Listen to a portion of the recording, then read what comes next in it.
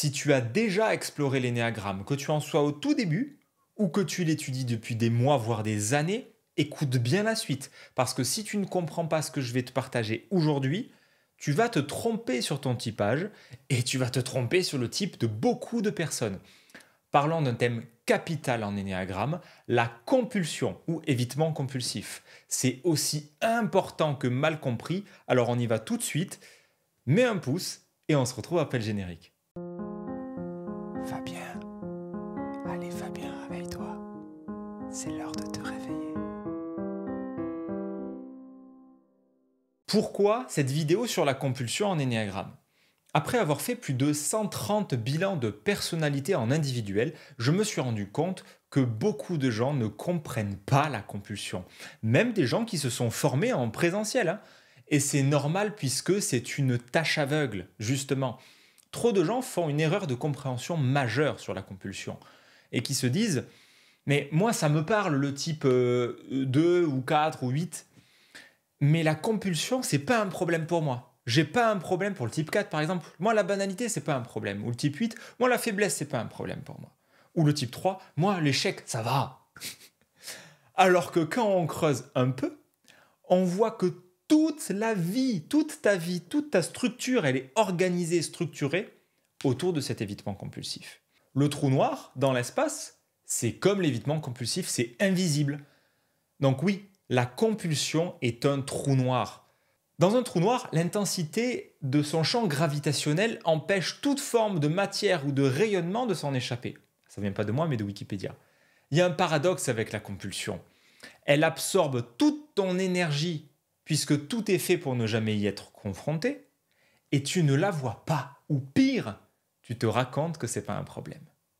Alors qu'est-ce que c'est la compulsion? Il y a beaucoup de gens qui disent que la compulsion c'est une peur. Et tu le vois beaucoup sur Internet, beaucoup même dans des formations, il y a des gens qui résument ça à une peur. Mais pas du tout. La compulsion, tu peux en parler, tu peux dire que ça te fait rien, que tu t'en fous, que c'est pas grave, etc., etc. Tu peux blablater beaucoup dessus. Mais l'évitement compulsif, il se découvre dans l'expérience réelle, émotionnelle et sensorielle du quotidien, et pas dans le mental. Donc tu peux en parler, mais ça ne sert à rien. Un type 3 ne peut pas rester face à un échec, parce que ça le dévaste. Alors il rebondit très vite sur un nouvel objectif, mécanisme de défense d'identification. Ainsi, il ne vit pas physiquement l'échec, il le recadre. C'était juste un tremplin pour mieux réussir. Combien j'ai entendu de type 6 me dire qu'ils aiment sortir des cadres, qu'ils détestent les cadres, alors même que c'est leur structure qui est câblée sur ça et que c'est profondément engrammé en eux. Combien j'ai entendu de type 5 qui me disent qu'ils se fichent d'avoir un vide de connaissances et de dire je sais pas. Mais ça, c'est dans le mental. Alors que dans la réalité, ces types 6, ils sont identifiés à leur cadre tellement inconsciemment et puissamment qu'ils ne le voient pas, pour prendre seulement cet exemple. La compulsion, c'est l'expérience concrète que tu cherches le plus à éviter de tout ce qui existe, de tout sur cette planète. C'est pour ça que c'est aussi important. C'est pour ça qu'on parle de l'ego. C'est pour ça qu'en énéagramme, on parle de tous ces mécanismes. Tout est câblé autour de ça. C'est un trou noir qui dirige toute ta personnalité, qui attire, qui accapare toute ton énergie et que tu ne vois pas. Comme le trou noir. Donc face à ça, tout ton attirail égotique se met en route en mode alerte maximale. Le mécanisme de défense et les autres mécanismes de l'ego sont des indices très forts de la compulsion. La compulsion, c'est l'horreur absolue, c'est la mort du personnage, c'est quelque chose qui n'est pas confortable et qui ne le sera jamais. C'est dès que tu vas être confronté à ça, ça va tout activer, ça va tout alerter. Et donc, ça va te mettre dans des tensions telles que ça se remarque.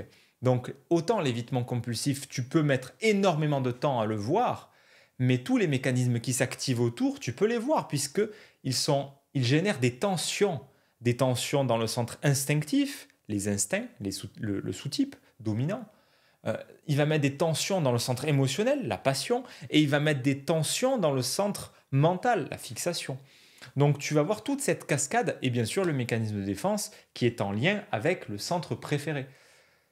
Donc c'est tout ça la compulsion, l'évitement compulsif. J'en ai déjà parlé et tu peux aller voir la vidéo que j'ai déjà faite à ce sujet, mais tu peux te former autant que tu veux, tu peux réfléchir dessus autant que tu veux. Je vois beaucoup trop de gens qui me racontent, et moi, comme moi-même, j'ai dit non, mais moi, l'échec, il n'y a aucun problème. L'échec, ça va, c'est OK en fait. J'aime bien échouer. Ça me fait m'améliorer, ça me fait me dépasser. C'est super. OK. Ça, c'est dans le langage, ça, c'est dans le blabla, c'est dans le mental. C'est pas dans la sphère de l'expérience concrète. Parce que quand l'évitement compulsif, quand tu fais face à l'évitement compulsif, bah c'est bien simple, tu n'y fais pas face parce que ça te tord tellement en deux, ça te casse en deux, ce qui fait que tu fais tout pour le fuir, comme la peste, comme le trou noir. Voilà, c'est tout pour cette vidéo sur un recadrage important, je trouve, sur la compulsion, parce qu'il y a beaucoup de mauvais typages qui peuvent avoir lieu par rapport à ça.